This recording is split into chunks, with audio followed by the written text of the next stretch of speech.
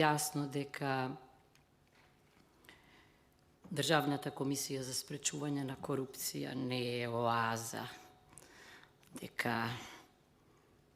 не може да действува надвор од системот, а системот страда од системска корупција. Тоа е факт. Кога се соочуваме со феноменот на системска корупција, не може да помогне само превенцијата, потребна е, како што веќе рекоа повеќето дискутанти, континуирана и сестрана реакција или битка, што ќе резултира со санкции, а ние сме шампиони во толерирањето на филозофијата на несанкционирање. Она што мене многу ме загрижува е следново. Еве сликава овде. Зошто? Ако кога го анализираме спроведувањето на стратегијата за спречување или справување со корупцијата, наместо пораст на извршувањето покажува пад, односно ако од 20 паднало на 10, се плашам да помислам дека следната година ќе биде 0, тогаш ситуацијата е драматична.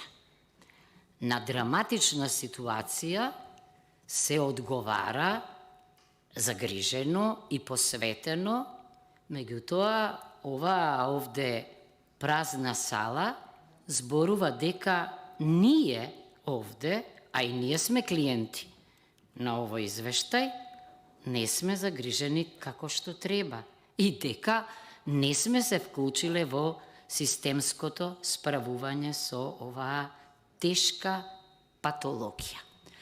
Што ме доведува тоа до еден многу едноставен заклучок, што зборува и за нас овде и за оние во владата. Јас исто би сакала овде да ги видам, денеска да ги видев, се надевам дека ќе ги видам на седницата и господјата Грковска, ама и првиот заменик премиер за политички систем и односи меѓу заедниците, нели, бидејќи има некоја, треба да има некоја врска меѓу оваа комисија и Министерството, господинот Артан Груби, бидејќи тие пак многу повеќе од нас се застапени на страниците на овој извештај. Значи да заклучам. Очигледно дека ако имаме системска корупција, тогаш политиката во оваа држава во моментов, па и претходно, била како што еден умен политиколог Ласвел вели, кој, кога и како добива. Кој, кога и како добива. И што е формулата? Дека ако сте во власта, ако сте на клучни функции, тогаш имате поголеми шанси, употребувајќи си ја моќта, не авторитетот, моќта, лесно да посегнете по добрата.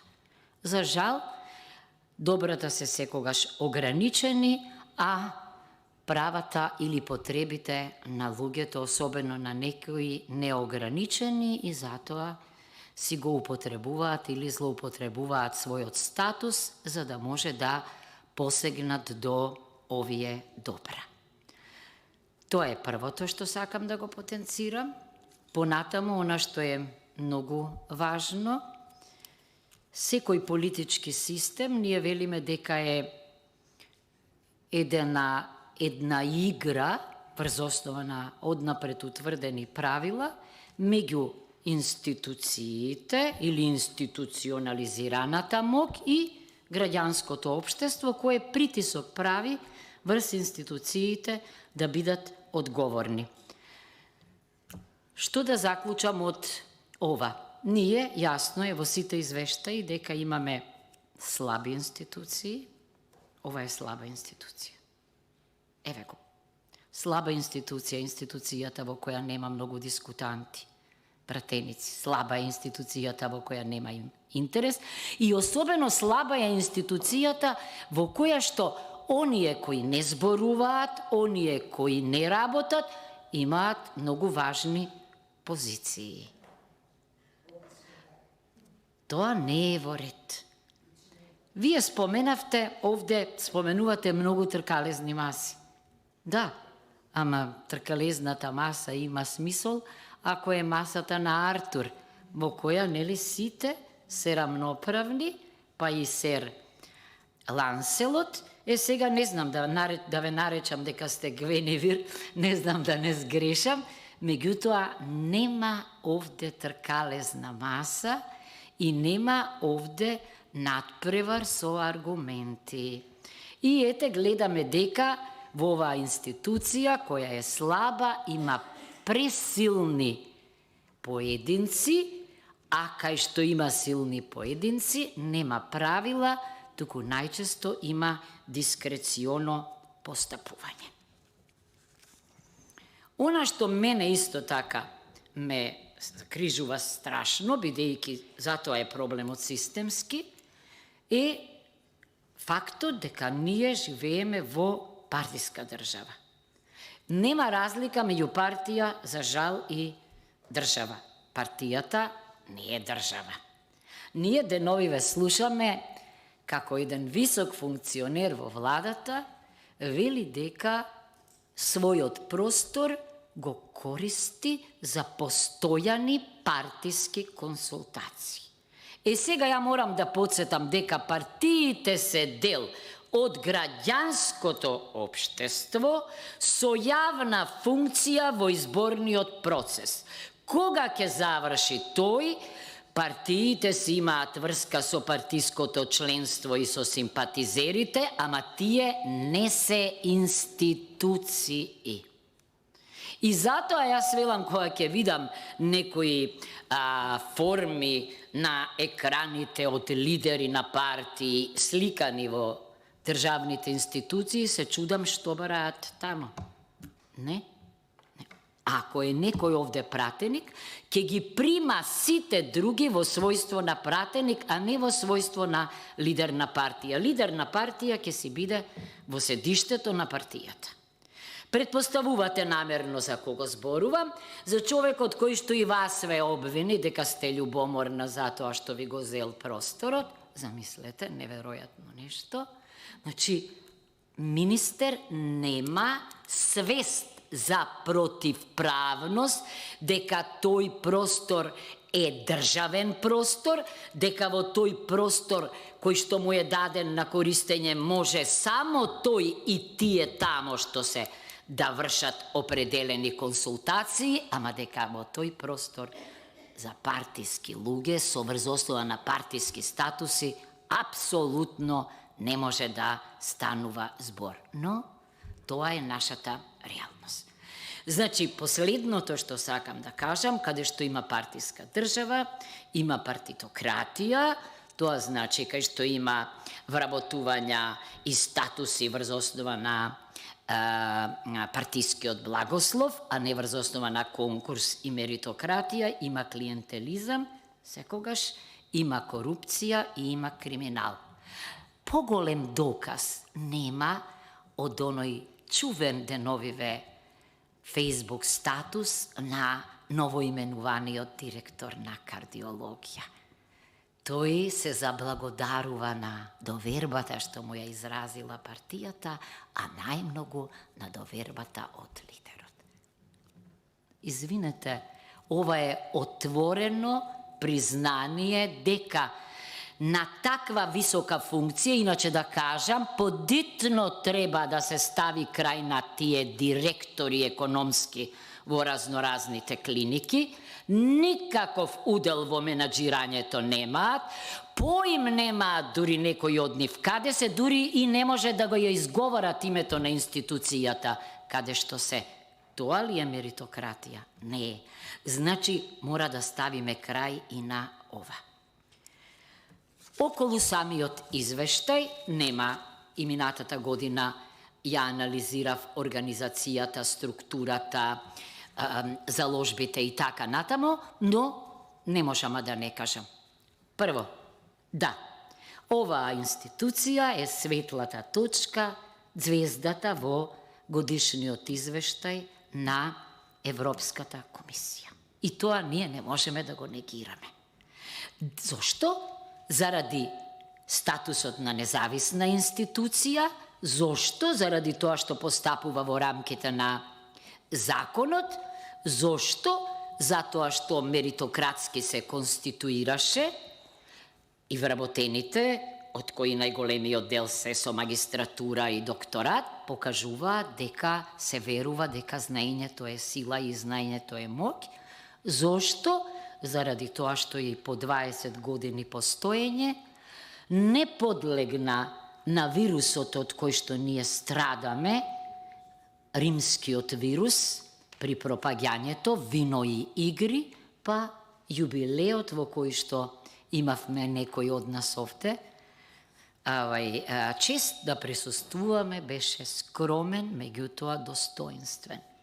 Не требаат слави за нешто кога добро се работи. Понатаму не можам да не кажам дека во рамките на надлежностите кои се превентивни, да, гласноговорник е во обзнанувањето на корупцијата и криминалот, таа го зачна во рамките на националната стратегија, она што е многу важно, зборувањето, спроведувањето, работењето на политиката на интегритет, бидејќи таа полека се шири во општините и во институциите, но повторно не може да фати корен, не може да стане редовна активност, токму заради слабите институции и силните поединци. Ги наброја предметите, да, 127 се по собствена иницијатива, но за мене најиндикативното, најболното, најзагрижувачкото е кога ќе видите дека граѓаните најчесто реагираат или најмногу реагираат повторно на кого, ако не на правосудните органи, и ако на ова го надоврземе она што се случува деновиве, а тоа е само еден израз, кој што израз на состојбата внатре, значи кога ќе видите дека најголемиот дел од примените пријави се однесуваат на правосудството, и тоа го врзете за судскиот совет, и тоа го врзете за нашата дискусија овде дека како може трка со еден конј, зашто нема, зборувам, тројца на надпреварувачи кога се бираше, значи кога дискутиравме за номинацијата за Уставниот суд, што ја манифестираше болеста. Ако видите дека на трето место е извршната власт после единиците на локалната самоуправа, проблемот е јасен. Зошто е проблемот јасен? Затоа што зборуваме за висока корупција, ама таа високата корупција е примерот што се следи. Ако има реформи на највисоко ниво и борба со корупцијата на највисоко ниво, ти мене ми се допаѓаат зборовите на господја Грковска, меѓутоа не гледам дека наидуваат на ехо.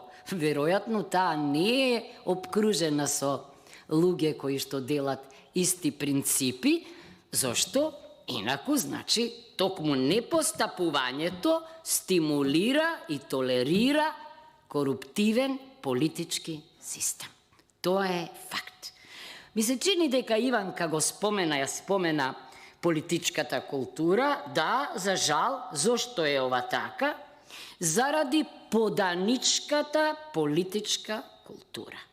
Не само поданичка, туку и патриархална има. Некои ликови се недопирливи, дека некои ликови се, не знам, патриарси на нацијата, дека се незаменливи. Си додека имаме ние таков однос кон некои личности, нема да можеме да се справуваме критички со проблемите, туку ќе стимулираме октобот. Значи, може би звучи, не знам, преостро, меѓутоа јас понекогаш се плашам кога размислувам дека да не е случајно дури и под наводници, да не некој мисли дека клуч за добри меѓуетнички односи е толерирање на корупција едни со други. Не. Извинете, јас така некои ситуации, да, може би е тоа преостро, меѓутоа мислам дека има основа. Значи, што може да направи антикорупцијска во систем што е пирамида, преостра, на врвот има пребогати луѓе, преку ноќ збогатени, морам да кажам, преку ноќ, како глембаевите стално викам јас, а на дното паднала на Иванка средната класа која живее од својот труд. За жал, овде не знам колку пратеници живееме од платата, а на колку им е важен статусот за разноразни бизниси. Значи, мислам дека и тоа гласно зборува. Според тоа, пауперизираните, осиромашените се на дното и го видовме врвот овие денови. Го видовме врвот преку, извинете, Бехтел и Енка, и овде вие зборувате за правото на слободен пристап на информации, меѓутоа јас сум страшно хендикепирана. Нема поголема фрустрација од тоа да знаете дека нема никаква безбедносна дилема за нешто да биде па уште и специјален закон. Не знам кај има такво нешто. Кај нас има закони кои што се општи, кои се посебни. Да, значи има такви закони, не ги викаме органски, оние со двотретинско мнозинство, ама специјалноста треба некоја аура на таинственост да даде, која кога се работи за наши пари, немаше да постои. Значи, зошто јас да морам да имам, извинете, безбедносен сертификат, за да остварам увид во договор, тамо може да има некои клаузули кои што ќе го штитат специфичното работење на фирмата во однос на други фирми, ама во однос на нашите пари, такво нешто не може да постои, и тоа зборува за страшно нарушена поделба на власта во корис на екзекутивата, и мислам дека на тоа треба да се стави крај. Ке издвојам само, реков, неколку елементи, бидејќи доволно беше кажано, нема за самата комисија, бидејќи мислам дека организацијата што ја има, човечките ресурси, понатаму начинот на кој што беше избрана, па дури и мандатот што не се поклопува со пратеничкиот или со владиниот мандат од 5 години, дека покажува дека на оваа комисија е тешко. Бидејќи во целосно корумпиран политички амбиент, реков, многу тешко можете да виреете. И сега и обзнанувањето на нештата во овој случај е важно, или предочувањето на проблемите пред надлежните органи. Да имаше соодветен и навремен одговор од јавното обвинителство, да имавме ние судски совет, кој што на поинаков начин ќе функционираше. Еве да искористам да кажам дека бев шокирана од од врвната правничка мисла на заменикот на судскиот совет, дека пазете, се што со устав и закон не било забрането, било дозволено. А ние, значи, ги лажеме студентите дека оваа клаузула, која иначе на погрешно место лоцирана, кај темелни вредности наместо кај слободи и права, се однесува на личните слободи и права на граѓаните. Допрва ќе ги освојуваме, но никако не на државен орган, никако не на процедура. И основното што може приучен правник да го заклучи, ако нема постапка за разрешување, па како што сте избрани, така можете да бидете разрешени, ама она чудо невидено, јас не сум го видела. Второ, едно е што јас сум критикувала избор при изборот на председателката на Судскиот совет, и тоа од аспект зошто само од оние кои се под опасност да бидат на партиски начин избрани во собранието, да се избира председателот, а не од самите луѓе врз основа на интегритетот за кој што вие пишувате. Значи, сосема поинаку се абстрахирам од тоа и она што огледавме е се само не постапка во орган што треба да биде микроскоп, најнезависен и да гарантира независно судство. Па извинете, ама заменик е тој што ќе ве заменува кога сте спречени или кога ќе го властите, а некој што сам ќе се нарече за ко-председател на Советот. Тоа се неверојатни работи и неверојатни пораки. Истото, бидејќи тоа е основ за однесување несоодветно, истото ќе го кажам и во поглед на Советот за јавни обвинители. Извинете, на научна конференција па им личи и на јавни обвинители независно и научно да мислат, иначе во сите извештаи ќе најдеме ние за трговијата со интереси, за економско-судски релации од бившата председателка на Судскиот совет. И сега тоа е, што е тоа е ерес, што треба да се санкционира со етичкиот кодекс, не треба да се стимулира.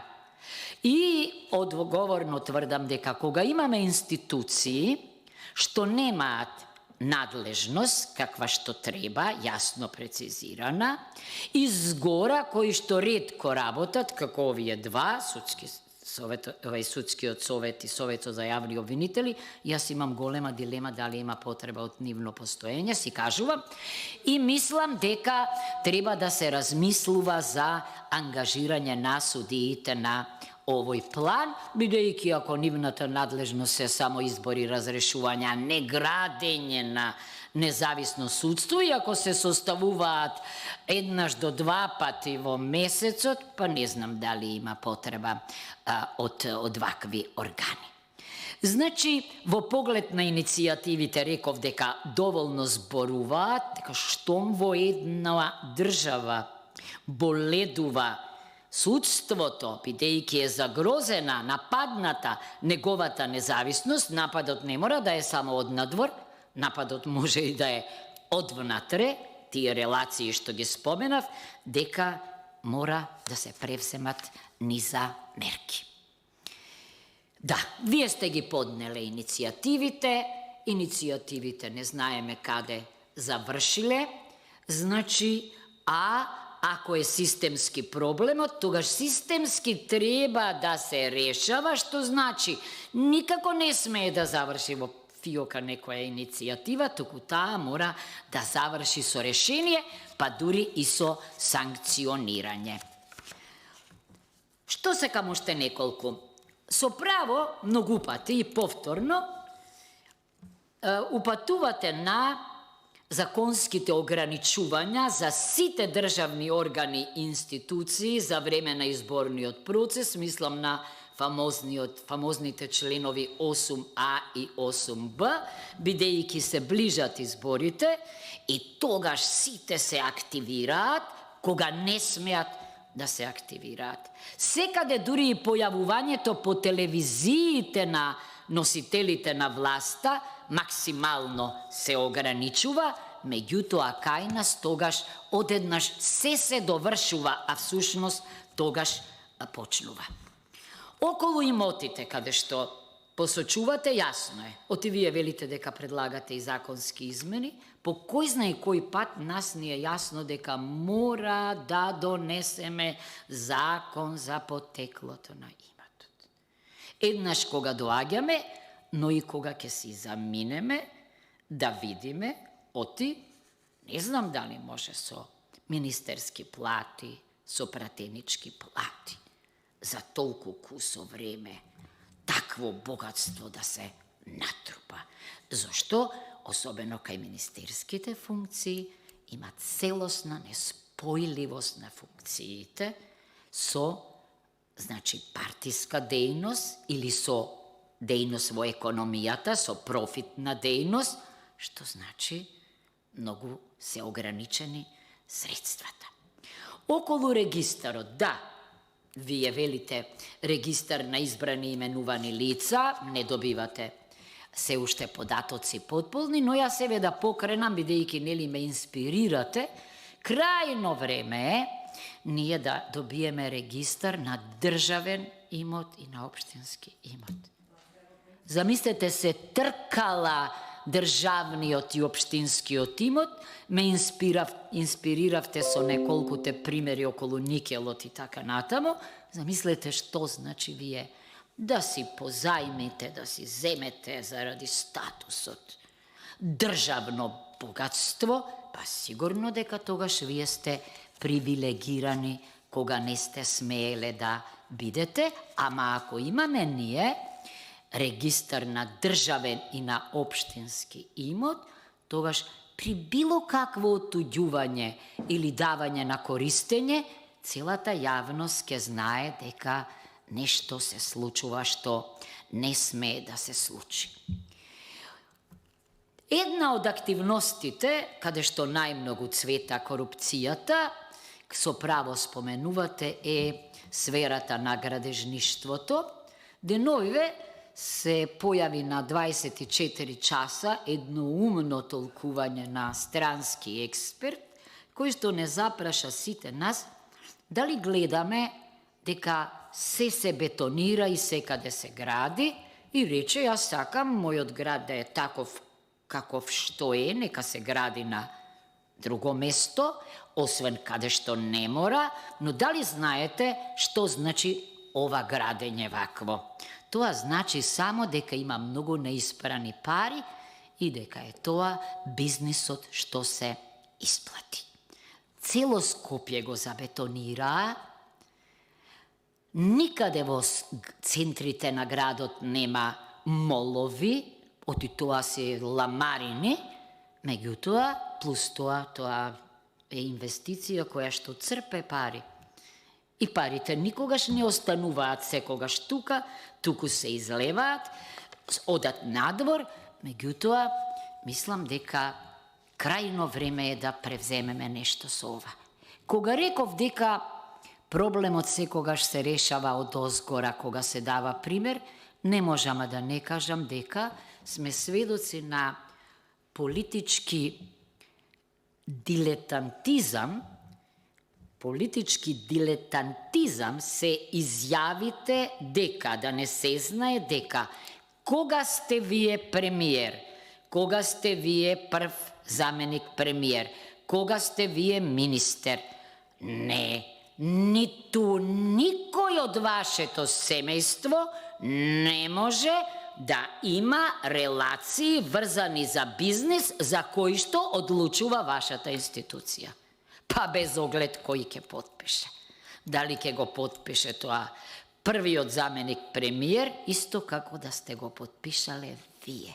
Нема бизнис на лицата од семејството со државата тогаш кога имате статус.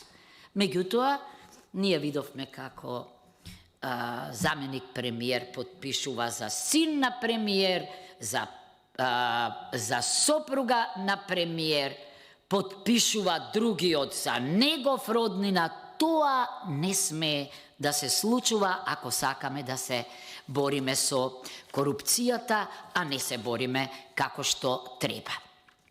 Околу извештаите од укажувачите исто така има многу важни заклучоци овде, но она што мене исто така ме боли, оти секогаш одам назад во генезата, иако во 21-та година се донесе акција 21, планот за борба, и убаво си пишува тука што треба да се прави, што ми е заклучокот во 2023-та. Имаше на хартија план акција 21, меѓутоа нема реална реакција. Значи, мора да следат чекори. Оти тие нема да можат да запрат. Меѓутоа, вие ако имате пријавување, а гледаме дека нема после тоа санкции и слично, тогаш и оние што мислеле да пријават, ќе подразмислат дали тоа ќе го прават. А тоа нема ништо заедничко со доброто управување, со доброто владење. Оти тоа значи транспарентност, тоа значи јавност и отвореност, тоа значи компетитивност, тоа значи одговорност, ама тоа значи и санкционирање на неодговорноста. Сега, овде од оваа говорница, мислам беше, или не знамо некоја друга, јас реков дека се чудам на молкот на Европската комисија во однос на договорот меѓу Бехтел Јенка и нашата влада. Зошто? Бидејќи само земете го договорот за стабилизација и асоциација или копенхагенските критериуми што се однесуваат на предприемништвото, на надпреварот, на отвореноста, на компетитивноста, и ќе видите дека тука нема ништо европско. За слободниот пристап кажав, да не ја нервирам Сонја, со должината, еве, привршувам, значи што е лекот што сите го знаеме. Прво, видете, не значи рамноправност, не значи еднаквост. Ако во правото на образование не ги заострувате критериумите. Ние нема друг спас. Туку мора да ангажираме надворешна евалуација, одбор за акредитација. Оти просто се чудам како може да акредитираат некои универзитети, како може некои луѓе да станат професори, навистина, оти тоа е ексклузивен статус кој што бара цел живот да работите, надвор да се докажете, да бидете компетитивни, оти, не знам, нема повисока, подобра инвестиција од онаа во образованието, а како што е корупцијата систем, и образованието е систем. Најстроги критериуми треба од учители, преку средно училиште, па до универзитети. Да не се фалиме ние со многу универзитети, зашто колку повеќе универзитети, толку им паѓа, за жал, пониски критериуми, и тоа не само кај оние кои се далеко од исполнување на критериумите, од шангајските параметри, туку и кај другите паѓа.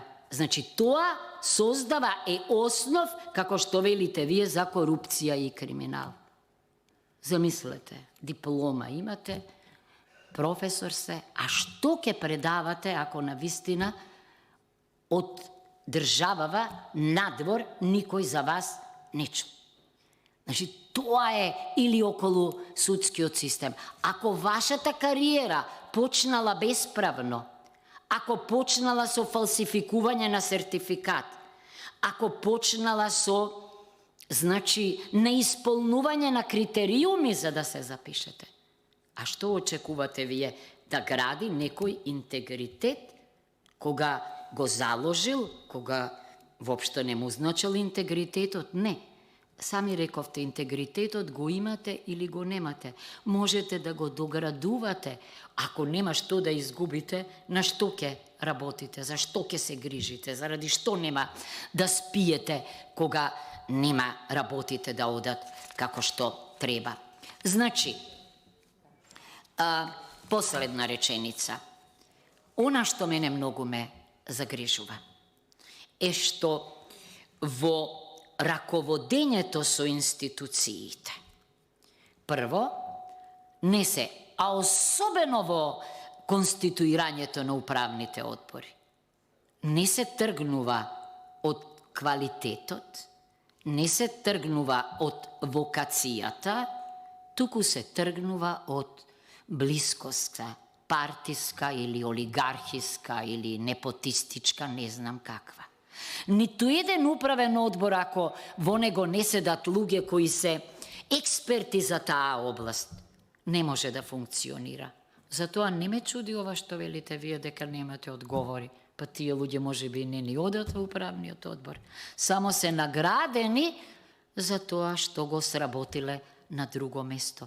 Ама управните одбори се една од најважните карики во функционирањето низ призмата на стручност и компетентност на било која институција.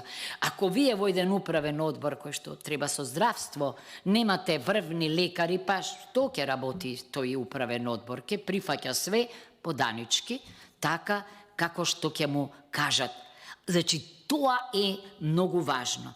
Конкурсот го споменав и кога веќе реков за таа ротирачка вртелешка. Има едно, можам дури и да ги наведам и си пишувам за тоа, помалку од 100 луѓе, едно 5-60 луѓе кои се вртат на сите можни функции, особено директори на јавни предпријатија. Ама што е шокантно? Што тие, откако едно јавно предпријатие и фирма ќе уништат или ќе доведат во банкрот, наместо како во други држави да не смеат веќе на таква функција, тие ќе бидат наградени со уште повисока. Зошто? Зошто поделбата на заработката не е само меѓу нив, туку е со партијата и оној што ги назначил на тие функции. Деновиве, не знам дали следите, беа актуелни апсењата во соседна Грција за бесправно градење по островите. И одма мислата ми отиде на нашите прекрасни национални паркови. А зошто бре се викаат, си викам национални паркови, кога така не баре Ивица и Марица или вештерката ќе си изгради куќа каде што си сака, а после ние овде ќе си кренеме рака за легализација, ќе си кренеме рака за формирање на нови факултети, без поим да имаме за што се работи. Ама тоа е уништување на генерациите. Зошто ми е страф ова? Кај интегритетот Билјана што го споменувате, мислам дека и ова што се случува во регионот и во светот, во голема степен е врзано за големата криза на демократијата. За големата криза на партиите, самрак велат, зашто не ги адресираат интересите на граѓаните, туку интересите на елитите. Ако децата немаат учители што ги инспирираат, учители што им се идоли, ако децата не се учат на критички однос, на критичко образование, ако студентите немаат професори кои ги учат на критичко мислење, туку енциклопедии што меморираат, да паметат, ако нема спорт, ако нема вистинска култура, ако нема вистинска забава, тогаш се тие фрустрирани. Јас се плашам дека и ние ги фрустрираме.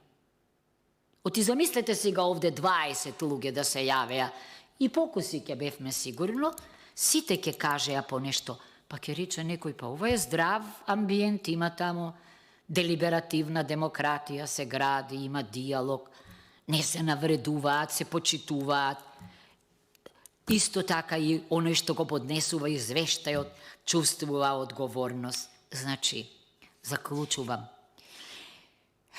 Вие сте како гума за спасување. Да, и мора да ние да направиме една Ноев чун, на кој што ќе се качат најдобрите. Без оглед од која партија, секогаш се потребни. Во сите партии има солидни луѓе. Меѓутоа, не се тие што одлучуваат. Не. Не се најдобрите оние кои што се во водствата. Зошто? Бидејќи превенцијата е многу здрава работа и неопходна, ама не е доволна Бидејќи ние зборуваме за стратегија, ама стратезите пишувале нешто. Меѓутоа, мора да имаме стратешки пристап и во борбата.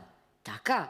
Па ако не оди нешто, сте ме гледале кога планираат напади во војни битки. Така, значи сите ги анализираат, сите параметри.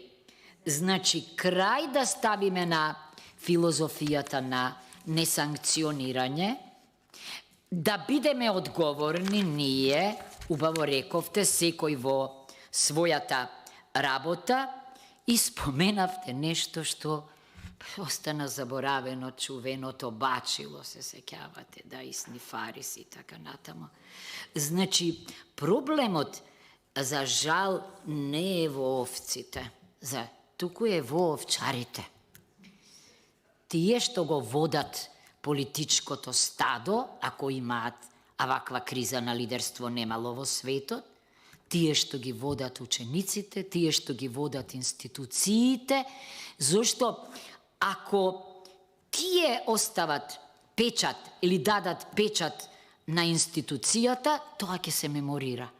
И нема да се оди назад, ако немате ништо, бидејќи дискреционо постапувате, нема да има ниту демократски трак, ниту ќе има умствен трак, ниту ќе има творечки трак, и тогаш не може да има реформа.